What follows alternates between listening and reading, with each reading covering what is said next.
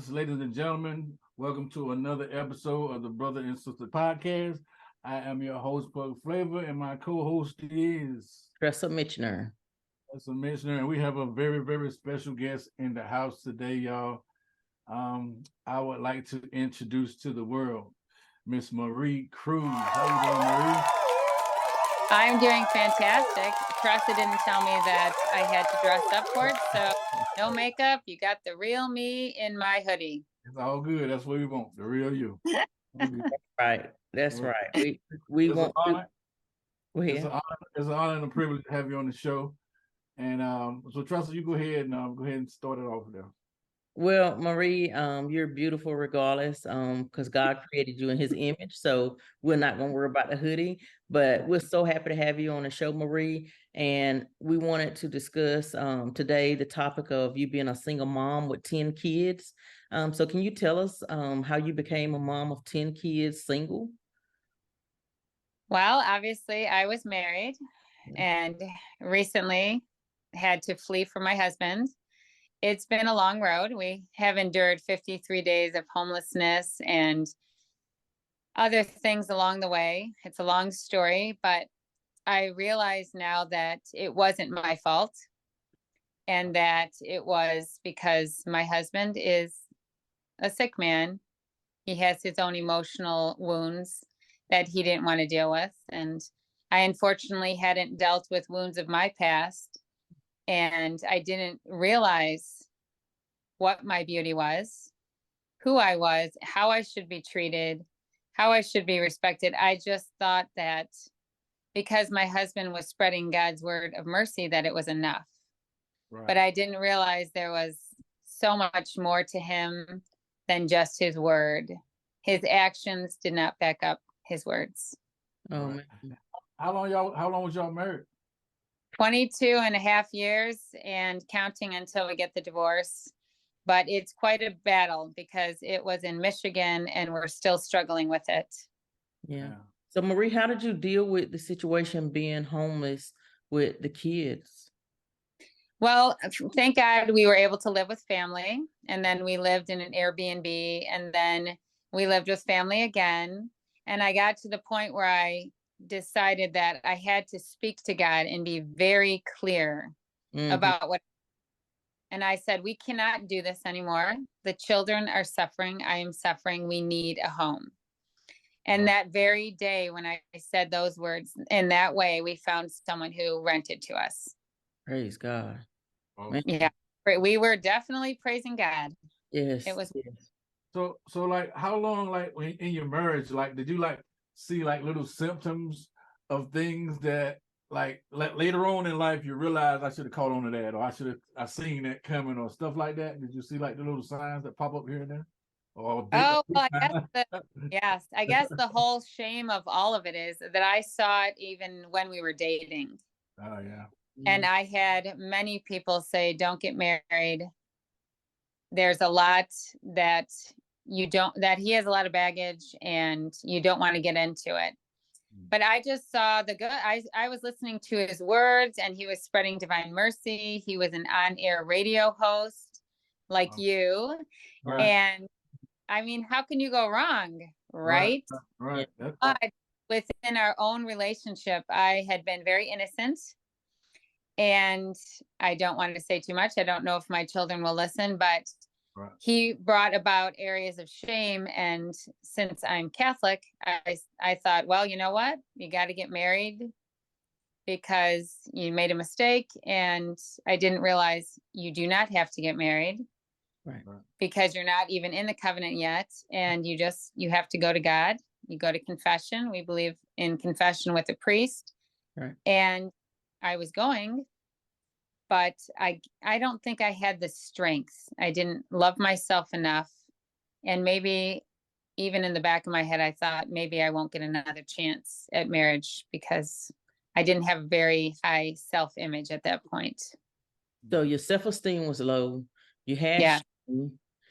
How did you come about dealing with the shame and the self-esteem?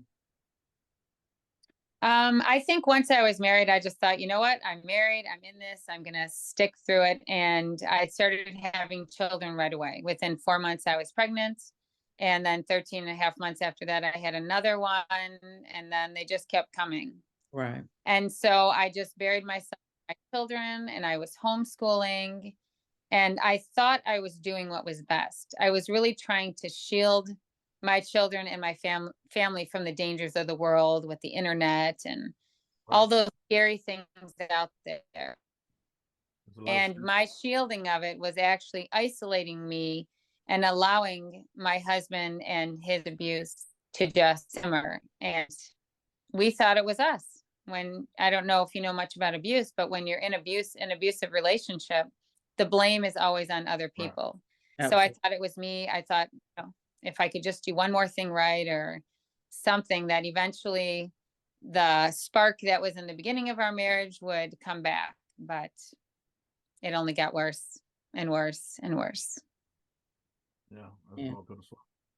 So when did you have the strength to, you know, I know you said he was like spreading the word and everything, but when did you have the strength to come to God yourself? So I'm Catholic. I was going to daily mass, even with all the children, and I was praying. Mm-hmm. But towards the end, because it's obviously a long story, if it's 22 years, yeah, I started praying 2-3 hours every morning because I just knew something had to change. Because by this point, I had already been running away from him, hiding from him, because it was lots of different abuse. The verbal was horrible, and I could never run far enough from it. There was never, per se, you know, punching or hitting like that, but there was physical abuse in its own way. Right. And right. other areas that I don't really want to mention if my children listen or others, but yes, it was going down a dark hole. And so it got to a point where he almost did something tragic to one of my children. And that day I said, kids were never going back. Right. And so we hid for 4 days in Michigan, and then we went to South Carolina. And like I said, about him being a radio host and all these different things, I know it was like a wolf in sheep's clothing. Like you just, because that's the guy that ladies would want, and like, and then you get food and like, and all those years pass by, and I know that was some painful stuff, you know. Oh yes, and he only actually worked for them for 5 years because they saw through him. Right, they pick up on it. Okay. Yeah. Yeah. So Marie, I know when I first met you, we talked, and you know, I was just amazed at your story and just your strength. But it was one thing that stayed in my heart that you had said, and it was I can't even explain how I felt when you told me about it. But you were saying that when you left, the abuse was even worse, but it came from others when you got yourself out of that situation. Can you elaborate on that a little bit? Well, people just don't understand it. So if they haven't lived it, they don't understand it. And they are doing things with good intentions, but they do not understand what you're going through. And they're trying to push you into making up your mind on how you're going to get better, how you're going to get food, how you're going to move on. And at first you don't even know. You don't have the answers. You don't have to answer that yet. Yeah. Right. And it's amazing that you said it, because you're right. When you're coming out of these dark places, no one has the answers, and we don't even have the answers. But when we have that trust in God and we start moving forward, he lays that path and he starts giving us the answers. Because I know now that you have a extreme heart to help moms, and you're doing your own mission work and you're doing your own work, helping moms out. Tell us about what you're doing now for us, helping out moms and the work that you're doing. Okay, so after being a mom and living with shame and feeling not good enough, feeling like I had to control everything in my family and with my children and all of the self-worth, it was kind of, I'm kind of ashamed in saying my children started seeing things in that light and judging others and not knowing how to be themselves. And the blame was being cast on others instead of just saying, you know what, this is who I am. These are the mistakes I make and may have made, but this is who I am. I'm a loving mother. And so what I feel is so important to do after talking, I've talked to, I think at least 100 moms at this point, because I'm still early in my journey, and they need someone to be accountable to. So Mhm. they know that what they really want for their children, a beautiful life and eventually eternity with God to save their souls, Yeah. that it's not about controlling them. It's about giving them choices, teaching them how to choose well so that they can make the right choice. And if they choose poorly, what do they do with the consequences? Instead of trying to shield them or hide them or make up for it or pay their way out of it, we need to teach them, while they're in our house, this is what you do when you make this choice. And I'm going to be behind you, but I still have to follow through with the choice that you made. Yeah, that's amazing. How you just put that. So I'm gonna just go back and recap just a little bit so that the audience can understand what I'm hearing and making sure that I'm hearing it correct, that we're hearing everything correct. So the children started repeating this behavior that they had learned.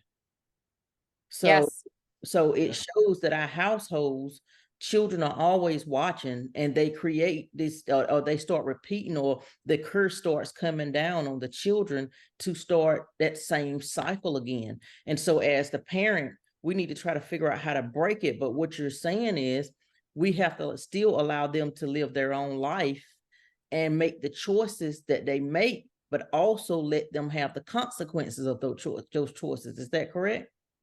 exactly. And And I realized that I had to live. I Mhm. had to choose to live, and I had to show them how to live. right. And So, people need to be yeah, aware of like things like when you got to watch your behavior because your kids are watching, they really mimic you and they really like pick up on a lot of things. And if the dad say, hey, you this, you that, next thing you know, the kids gonna be saying that. So as yeah, parents, we got to kind of watch what we say because the kids really pick us up and really fast. And if you don't want them to head that direction, we need to lead by example. So that's a beautiful thing yeah. you're doing. If you're going to Yeah. say get off your phone, well, then we have to be off of our phones. Right. Not all we have to work, but Yes. we have to show them. We have to show them how to play again. We have to Right. show them how to use the phone well. And a big thing is learning how to listen. Yes. Yes. That's big. Yeah, I didn't know how to listen. I thought, I would just tell them everything, and I wasn't listening to what they needed Mhm. and encouraging them where they were at. Right. And so I realized I had to do that to myself as well, to encourage myself in order to encourage them and develop each of those relationships. Well, lead by example. Yep. Yep. So what I'm hearing is you're that mom that took control, but what you did is you didn't try to control them. Yes. And Yes. I let go. I gave that to God, Mhm. Right. led by example, and gave them choices. And I said, if you choose this, this is what you get. If you choose this is what you choose. And Right. not worry what the world thinks, because they'll say, well, why aren't you punishing them? Well, I am. When they make this choice, they know what the consequence is for their action. Right. Right.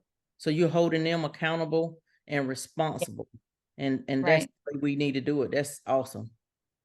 And that's a And good thing. so So, my transformational message for moms and what I'm working on to help them with is I empower courageous moms to embrace their identity, to strengthen their relationships, and create an orderly home.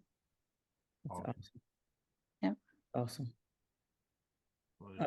Paul, I know you was finna say something. Did you want to say something else, Marie? I was just admiring, just like I say, leading by example, and just admiring the whole situation because I'm very proud of you, and just your story is very impactful and very incredible. Like I said, and the kids, every day raising kids, it ain't an easy thing, and I just take my hat off to you because that's Yeah. Yeah, especially if you don't have a father figure, which a lot of children don't have. And sometimes they may have the father as a figure, but he's not really showing up as a father, because right. it's not enough to come home and watch TV and sit on the couch and just expect everyone to serve you. That's And right. by you saying you won't be in controlling, it's like Yeah. you've been done that way. So I'm gonna show you the right way, but I ain't gonna control you like that. You know, I'm gonna lead you in the right way, but I'm not gonna control you and try to hog all over you and like rah rah rah, like versus I'm gonna talk to you and explain it why I'm doing what I'm doing. Yeah. Yes. Right. Yeah. So that's beautiful. And then if I make a mistake, I go to them and I tell them, you know what, I shouldn't have said it like that. I didn't listen well. I apologize. And I have 10 of you and it's one of me. Yeah. So you have to respect me as well, because I am going to feed off the way you talk to me. So I need you to speak kindly to me as well. Right. Yes. I went through this situation the other week where we was helping out this kid. He had a situation with school and his mom couldn't take him, so we was helping taking him to school and whatnot. And by him and my youngest son was the same age, and they go to school together, and you know they best friends. And then all of a sudden he come in and he get around certain guys. It's like he started calling my son names, and so I confronted his parents about it, and his mom said, "Well, his dad talked like that." And like I said, that's what I was saying earlier, how you were saying, like, because he would call my son names, and I'm like, we don't do that here. And I talked to his mom. She was like, well, his dad be talking like that because the name she was calling him, I told his mom, and his mom was like, his dad be talking like that to him. So that's probably why he said that. So I'm like, that's why I was listening to what you said earlier, how what you say to kids, it rub off on the kids. So yeah, definitely. Right. Women parents need to definitely be aware of what they say to the kids. That's right. And kids need to be able to set up boundaries because we've shown them boundaries. Right. So if they're with a friend and they're talking like that, they have to be strong enough to say, I don't want to hear that. Right. Right. It's Well, not an easy world, though, to be that kind of a leader. That's- Right. That's right. That's absolutely, we are so proud of you, Marie, and the work that you're doing with moms and trying to help children. How did the children, with having 10 kids in the home, how do they share mom? Well, it has to be something that you put on the calendar.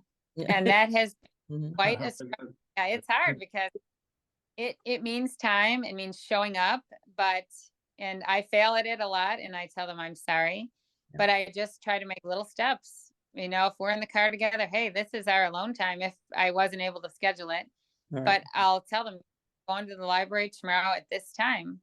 And they'll be laying in bed. I'm like, hey, I said we're going, let's go. And I think they're so happy that I show up because their father didn't honor any of those relationships.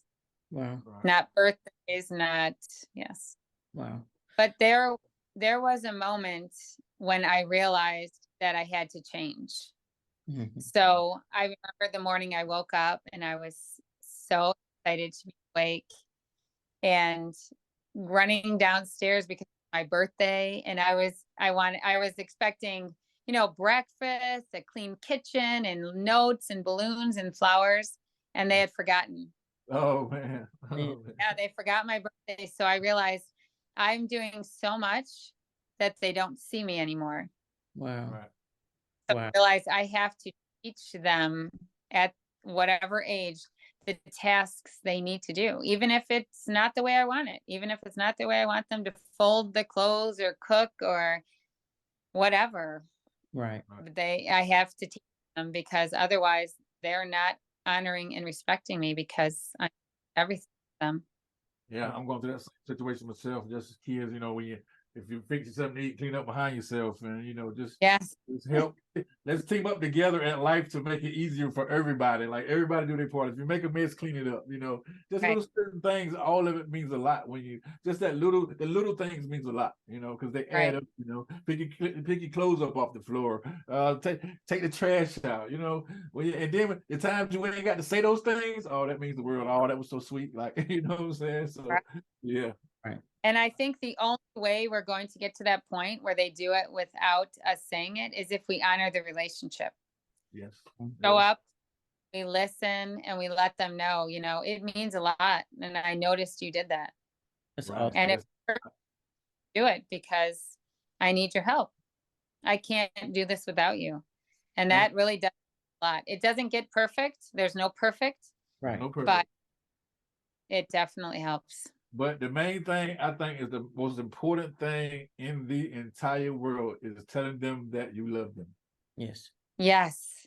That's the most important thing. 'Cause and when they say it back, it means the world to me. Because when somebody say they love this, that truly means it. It means a lot, and that's what carries us over. It helps us out in life. So that's a big deal to me.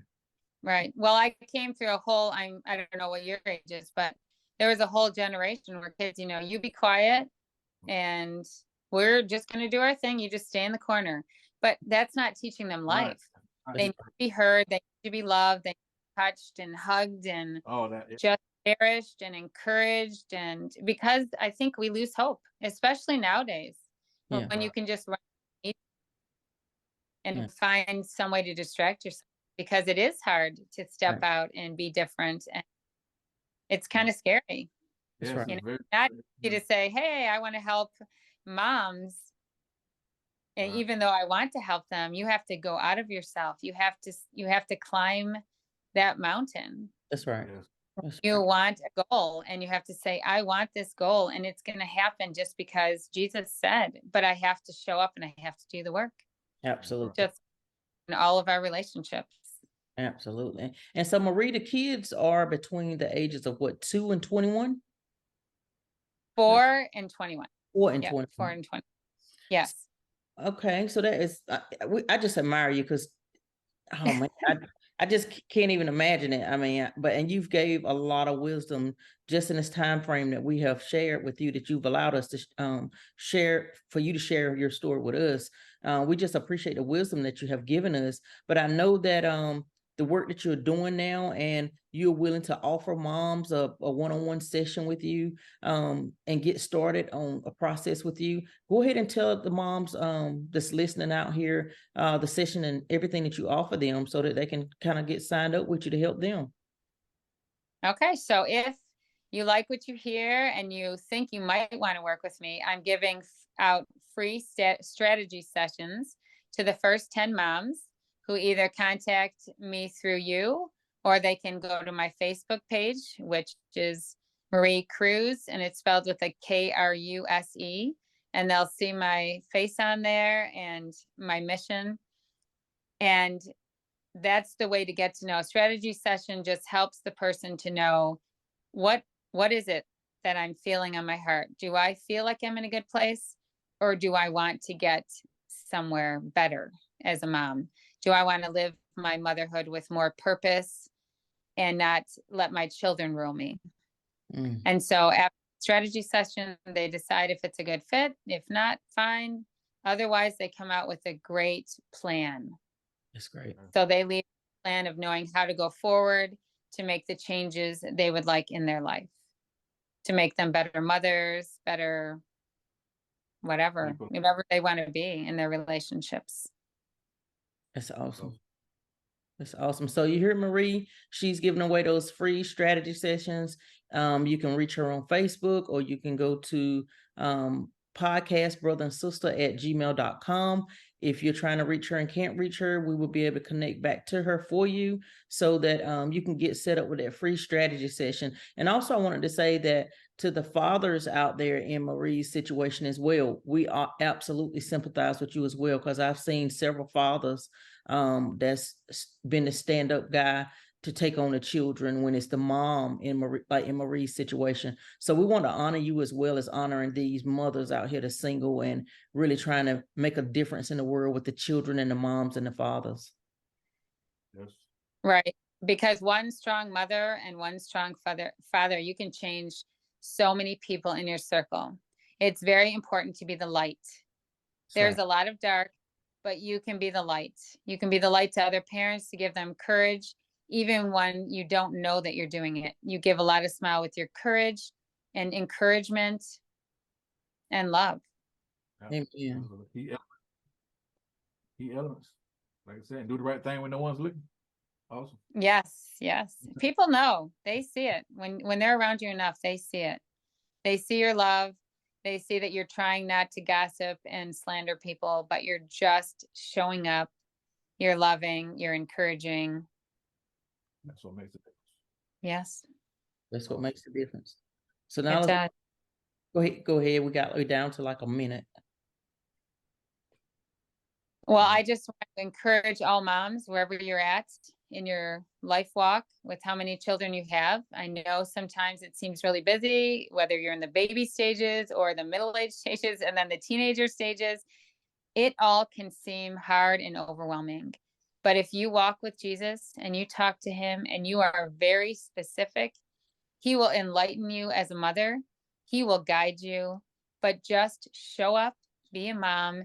Do not let the children break your boundaries. Right. And the key word was to be specific.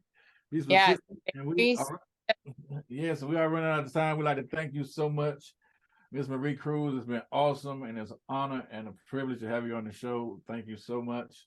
And to all the moms out there, we'd like to thank y'all, and all the dads, thank y'all. So another and episode. Thank you for having me on here. This is a blessing, and I will promote you and pray for you. Thank you so much. We appreciate it so much, Marie, and we appreciate the prayers. You're welcome. God bless you. God bless you.